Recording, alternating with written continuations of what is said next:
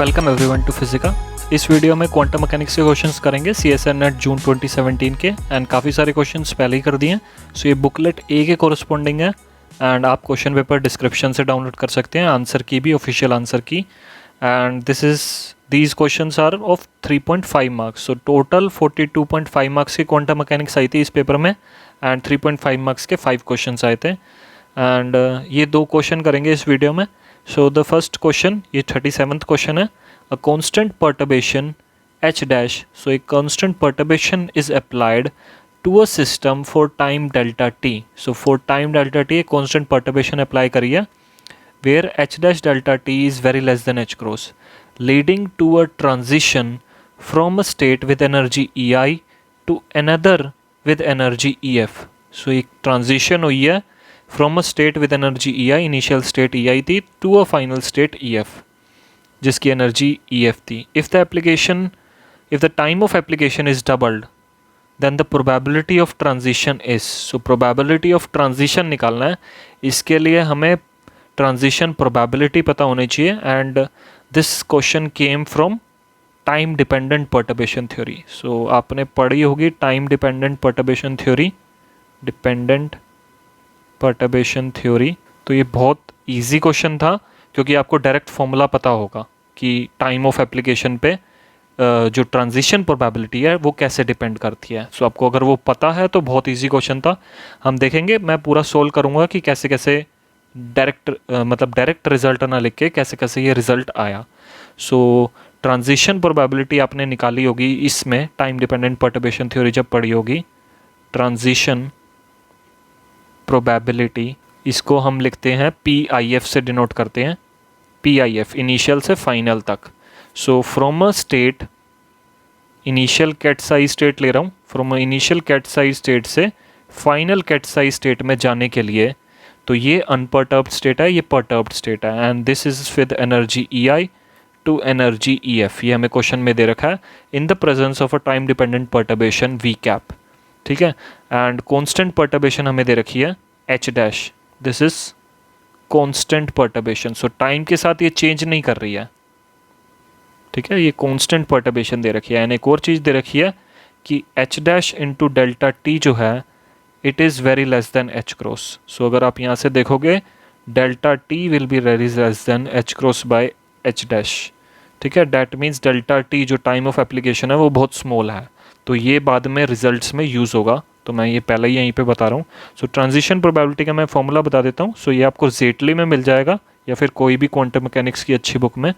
So transition probability PIF from initial state to final state is given by -I/h cross integral 0 से t bra IF, this is the final state, V cap. So ये पर्टर्बेशन है V cap which is a function of T dash. So time जिस पे depend करती है वो perturbation है, ये टाइम डिपेंडेंट पर्टर्बेशन में क्योंकि आता है। बट यहाँ पे जो है टाइम इंडिपेंडेंट वाला दे रखा है, मतलब ये कांस्टेंट क्योंकि दे रखा है तो ये टाइम पे डिपेंड नहीं कर रही, ठीक है। तो वैसे ये टाइम डिपेंडेंट वाले के लिए होता है formula ket psi I initial state and e⁻i omega fi लिख रहा हूँ into T dash dt dash, और इसके पूरे का मोड का स्क्वायर होता है, तो ये होता है PIF की value. So this is mode का, इस पूरे मोड का square. So this is transition probability. And यहाँ पे ओमेगा fi जो मैंने लिखा है, ओमेगा fi वो क्या है, initial state to final state. Omega fi is equal to EF minus EI by H cross, ठीक है। ओमेगा fi है energy of the final state minus energy of the initial state by H cross.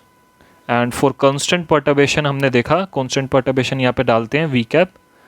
सो जो हमें दे रखा है question में constant perturbation दे रखी है, तो आप देखो वो टाइम पे डिपेंड नहीं कर रही क्योंकि कांस्टेंट पर्टर्बेशन है, तो ये सारी जो टर्म है, ये जो पूरी टर्म है ये कांस्टेंट हो जाएगी, तो ये ब्रैकेट के बाहर आ जाएगी।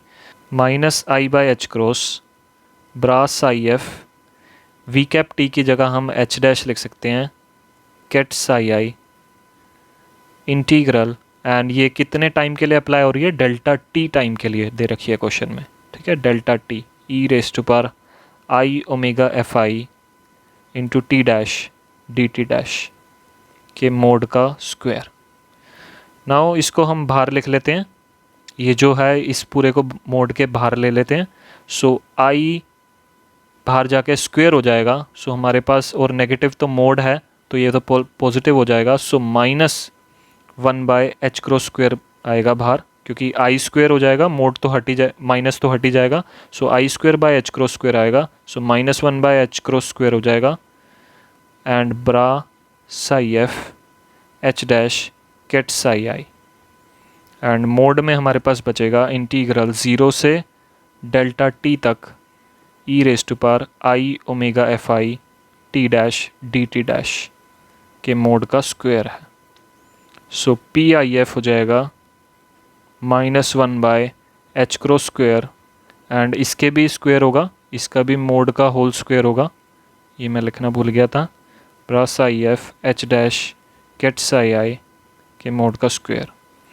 नाउ हम क्या कर सकते हैं, इसके भी मोड का स्क्वायर है। नाउ हम इसको इंटीग्रेट कर सकते हैं, तो सिंपली इसको इंटीग्रेट कर दो। इंटीग्रेट करेंगे तो क्या आएगा, e⁻i⁻fi t dash by i⁻fi। Limits कहाँ से कहाँ तक रहेंगी, सो इसके मोड का स्क्वायर है एंड लिमिट्स पहले मैं डाल देता हूँ, 0 से डेल्टा टी तक जाएगा। तो अब इस इंटीग्रल को सिंपली हमें सोल्व करना है, तो मैं ये इंटीग्रल यहाँ पे सोल्व कर देता हूँ। तो ये हो जाएगा इसके मोड का स्क्वायर। सो अपर लिमिट डालते हैं डेल्टा टी, सो e⁻i⁻fi delta T minus lower limit डालेंगे तो ये 0 हो जाएगा। ठीक है, लोअर लिमिट डालो तो e⁻0 that will be 1 divided by i⁻fi। अब i⁻fi तो कांस्टेंट है, उसको बाहर ले जाते हैं, स्क्वायर हो जाएगा उसका बाहर। सो PIF हो जाएगा, बाहर जाके i² होगा, -1 हो जाएगा तो ये पॉजिटिव हो जाएगा। So 1/h² ⁻fi² bra psi F H dash ket psi I के मोड का स्क्वायर। एंड अंदर हमारे पास सिर्फ ये बचा है मोड का, इसके मोड का स्क्वायर। एंड ये कॉम्प्लेक्स टर्म है, तो आपको पता है कॉम्प्लेक्स टर्म इनटू उसका कॉम्प्लेक्स कॉन्जुगेट, उसको हम उसके मोड के स्क्वायर के इक्वल लिखते हैं। तो इसको मैं कॉम्प्लेक्स टर्म इनटू उसके कॉन्जुगेट के इक्वल लिख सकता हूँ, तो उसको वैसे ही लिखूँगा मैं। तो इसको लिख रहा हूँ मैं e⁻i⁻fi डेल्टा टी -1 इस इनटू e⁻, इसके कॉम्प्लेक्स कॉन्जुगेट के मल्टीप्लाई कर देता हूँ। सो i⁻fi डेल्टा टी -1। ठीक है, नाउ अब इसको सिंपली हमें मल्टीप्लाई करना है। सो इसको मल्टीप्लाई करता हूँ मैं यहीं पर ही। सो इसको इससे मल्टीप्लाई करो, सो e⁻i⁻fi e⁻−i⁻fi, तो ये हो जाएगा e⁻0 डैट विल बी 1। सो पहली टर्म ने 1 दे दिया, अब ये इसके साथ मल्टीप्लाई होगा। सो e⁻−e⁻fi डेल्टा टी, अब ये इसके साथ -e⁻−ω⁻fi डेल्टा टी, अब ये इसके साथ तो +1 हो जाएगा। एंड ये दे देगा 1 और 1 2 हो जाएगा माइनस, अब ये माइनस यहाँ पे मैं कॉमन ले रहा हूँ। सो हमारे पास बचेगा e⁻i⁻fi delta T plus e⁻−i⁻fi delta T. अब ये आपने पढ़ा होगा, ऑयलर्स फॉर्मूला यूज़ कर लो, या फिर आपको पता भी होगा e⁻i theta plus e⁻−i theta, जब इन दोनों को ऐड करते हैं तो हमें कोस की टर्म मिलती है, 2 cos थीटा मिलता है। सो ट्वाइस ऑफ वो हो जाएगा। सो ब्रैकेट नहीं लगा रहा, सो 2 माइनस ये हो जाएगा 2 cos ω⁻fi डेल्टा टी। सो 2 cos थीटा होता है, थीटा यहाँ पे ये है, ω⁻fi इंटू डेल्टा टी। सो ये हो जाएगा। सो 2 कॉमन लेते हैं अब, सो 1 minus cos ω⁻fi delta T हो जाएगा।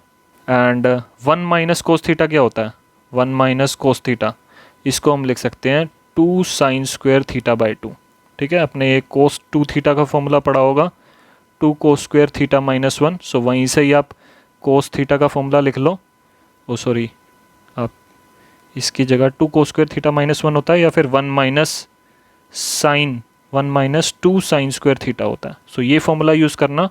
सो आपको मिलेगा cos थीटा का, अगर यहाँ से लिखोगे cos theta will be equal to 1 minus 2 sin² theta by 2। Theta को हाफ कर दिया दोनों जगह। सो ये फॉर्मूला मिलेगा, यहाँ से आपको 1 माइनस कोस थीटा की वैल्यू मिल जाएगी, that will be 2 sin² theta by 2। सो इसको भी ऐसे ही लिख लेते हैं। सो 2 sin² थीटा यहाँ पे है ω⁻fi delta T divided by 2।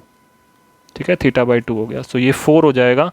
सो आपको फाइनल रिजल्ट क्या मिल गया, पी आई एफ, अगर मैं यहाँ पे पी आई एफ लिखूँ, 1/h cross square omega F I square bra psi F ket H dash psi I के मोड का स्क्वायर, एंड इसकी पूरी वैल्यू मिल गई 4 टाइम्स साइन स्क्वायर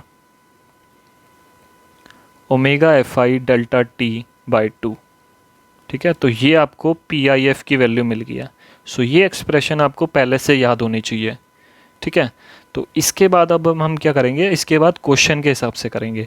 बस यहाँ तक था कि मैंने थोड़ी डेरिवेशन करवाई है आपको कि वहाँ से जब कांस्टेंट पर्टर्बेशन होती है, जब कांस्टेंट दे रखी हो, वैसे टाइम डिपेंडेंट वाली पर्टर्बेशन का फॉर्मूला है ये जो है टाइम डिपेंडेंट है, बट जब कांस्टेंट पर्टर्बेशन हो तो आप यहाँ से लेके यहाँ पे आ सकते हो। बस एच डैश की जगह वी ले लेना, यहाँ पे एच डैश दे रखा है, तो ये फॉर्मूला आपको याद रखना है।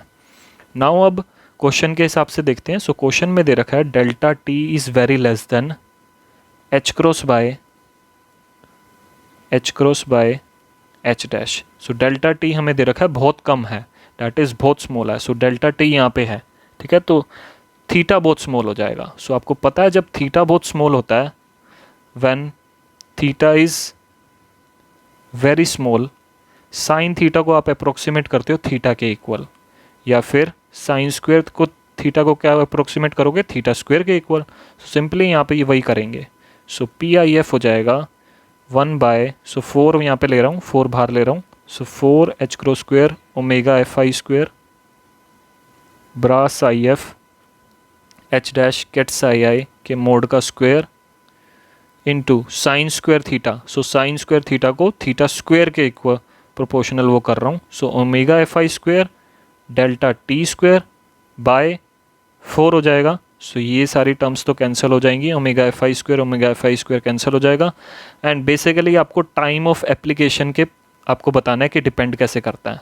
सो टाइम ऑफ एप्लीकेशन पे कैसे डिपेंड करता है। सो पी आई एफ डिपेंड करता है डेल्टा टी के स्क्वायर पे डिपेंड कर रहा है। सो आपको बस ये रिजल्ट पता होना चाहिए था। अगर आपको यही पता था, डायरेक्ट पता था, तो ये 30 सेकेंड का क्वेश्चन था। सो अगर टाइम ऑफ एप्लीकेशन पे आपको प्रोपोर्शनलिटी पता है और इसने बोला if the time of application is doubled, so if time of application that is delta T को हमने 2 डेल्टा टी कर दिया, सो पी आई एफ जो फाइनल होगा, पी आई एफ इनिशियल था डेल्टा टी का square. So P I F final हो जाएगा 2 डेल्टा टी का square, that will be 4 delta T square. So 4 times हो जाएगा इनिशियल का। सो P I F final will be 4 times of P I F initial. ठीक है, तो 4 टाइम्स हो जाएगा, मतलब क्वाड्रपल्ड हो जाएगा। तो यहाँ पे 4 ऑप्शंस हैं, तो इसमें सी ऑप्शन आप देखो क्वाड्रपल्ड दे रखा है, मतलब 4 टाइम्स हो जाएगा। तो इसका मतलब होता है 4 टाइम्स हो गया। ठीक है, सो यही क्वेश्चन था। सो काफ़ी इसमें थोड़ा सा अप्रोक्सीमेशन यूज़ करना था। बेसिकली आपको ये फॉर्मूला याद होना चाहिए, बस ये फॉर्मूला कांस्टेंट पर्टर्बेशन के लिए ये फॉर्मूला याद होना चाहिए। सो बस ये इंपॉर्टेंट है इसमें। So next question is 38th question. A gas of photons inside a cavity of volume V is in equilibrium at temperature T। So एक गैस ऑफ फोटोन है कैविटी में।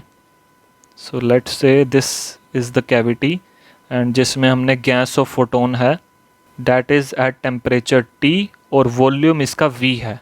If the temperature of the cavity is change to, so temperature हमने क्या करा, T dash is equal to 2T कर दिया, twice कर दिया। Then the radiation pressure will change by a factor of. So radiation pressure का हमें dependence बतानी है क्या होगी। सो रेडिएशन प्रेशर आपको पता होना चाहिए। सो ये ब्लैक बॉडी रेडिएशन से क्वेश्चन आया, ब्लैक बॉडी रेडिएशन अगर आपने पढ़ा होगा, और बेसिकली स्टीफन बोल्ट्जमैन लॉ से। सो स्टीफन बोल्ट्जमैन लॉ अगर आपने पढ़ा होगा तो वहीं से ये क्वेश्चन आया। सो वहीं से ही आप रेडिएशन प्रेशर निकालते हो स्टीफन बोल्ट्जमैन लॉ से। सो वैसे वो एमिसिव पावर को रिलेट करता है स्टीफन बोल्ट्जमैन लॉ, लेकिन आप वहाँ से आप एनर्जी डेंसिटी पे जाते हो, फिर रेडिएशन प्रेशर पे जाते हो। तो वो मैं आपको भी बता दूंगा थोड़ी देर बाद। अभी हम देखते हैं रेडिएशन प्रेशर का डिपेंडेंस क्या होता है। सो आपको पता होना चाहिए radiation pressure P radiation depends upon T⁴ की पावर पे डिपेंड करता है। जैसे एमिसिव पावर भी T⁴ पे डिपेंड करती है। तो ये स्टीफन्स लॉ आपने पढ़ा भी होगा, तो उस T⁴ पे डिपेंड करती है एमिसिव पावर, वही है Stefan's law. And radiation pressure भी T⁴ पे डिपेंड करता है एंड वॉल्यूम पे डिपेंड नहीं करता, वॉल्यूम चेंज हो या ना हो। यहाँ पे कुछ दे नहीं रखा, लेकिन मैं वैसे बता रहा हूँ, वॉल्यूम पे डिपेंड नहीं करता, it just depends upon the temperature की 4th पावर पे। सो न्यू रेडिएशन प्रेशर क्या हो जाएगा? सो इनिशियल रेडिएशन प्रेशर मैं लिख लेता हूँ, initial radiation pressure will be equal to T⁴।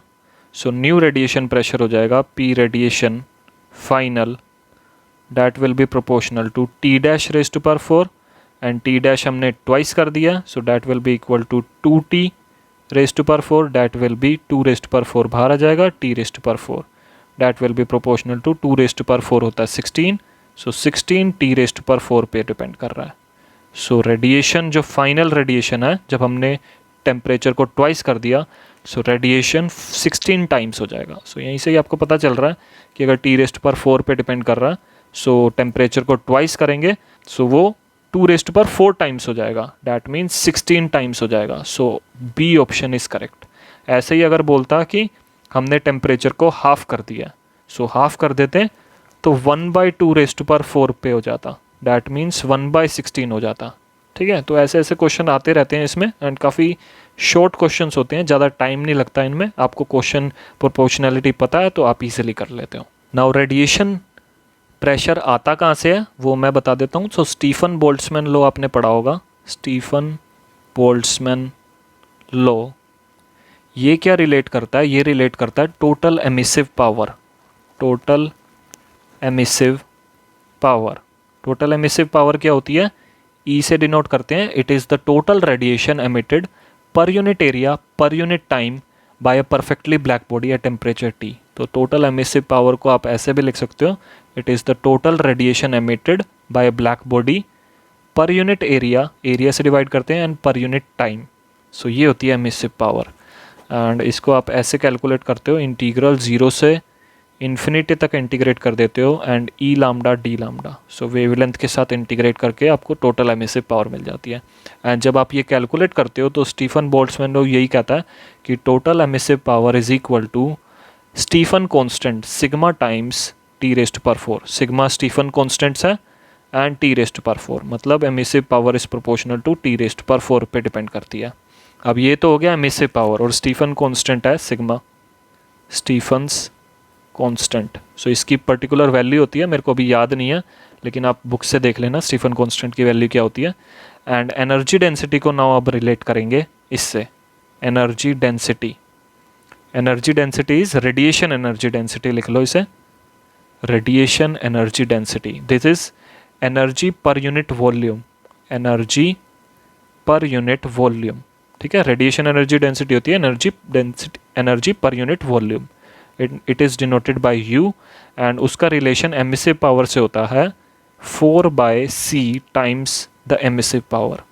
So emissive power हमें पता है क्या है, तो 4/c सिग्मा इंटू T⁴ लिख लो। ठीक है, तो आपको पता चल गया कि radiation density, radiation energy density हो गई 4/c सिग्मा इंटू T⁴।